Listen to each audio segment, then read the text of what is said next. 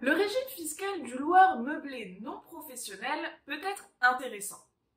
C'est pourquoi de plus en plus de propriétaires souhaitent mettre en location leurs biens en meublé. Différentes locations entrent dans le champ d'application du logement meublé, et notamment le bail d'habitation meublé, le bail meublé ou encore le meublé de tourisme. Aujourd'hui, je vous propose de faire un point sur l'ameublement minimum nécessaire pour la qualification en meublé. En effet, il faut savoir que cette liste n'existe que depuis 2015.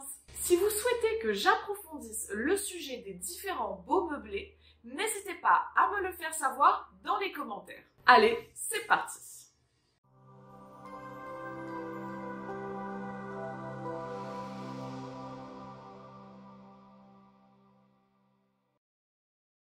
Bonjour, je suis Florence de Goimo. Dans cette vidéo, je ne vais vous parler que de l'ameublement minimum pour un meublé d'habitation, que ce soit en bail classique ou en bail mobilité. En fait, pour les meublés de tourisme, il n'y a pas de liste obligatoire, bien que de l'ameublement découle le classement du meublé. Bref, je vous parle donc des éléments obligatoires pour une location d'habitation. Cette liste est fixée par décret et la première chose à souligner, c'est que le logement meublé doit répondre aux critères de décence imposés par la loi. Si vous vous posez des questions à ce sujet, je vous invite à visionner ma vidéo sur les critères d'un logement décent à La Réunion. Le lien se trouve quelque part autour de moi. Ensuite, il faut garder en tête le principe de la loi qui veut qu'un locataire puisse dormir, manger et vivre convenablement dans un logement meublé. Pour cela, le logement doit être équipé dans chaque pièce de mobilier conforme à sa destination. Qu'est-ce que ça signifie?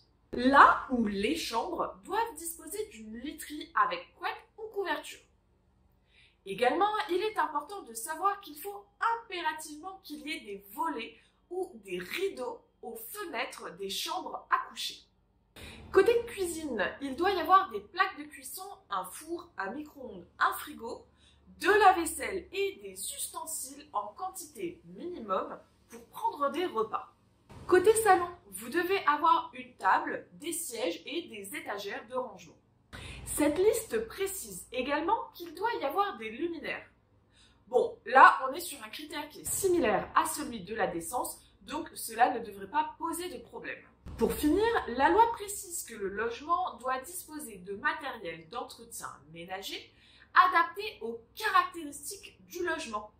C'est-à-dire qu'il doit y avoir un balai et une serpillière pour du carrelage ou un aspirateur pour de la moquette par exemple.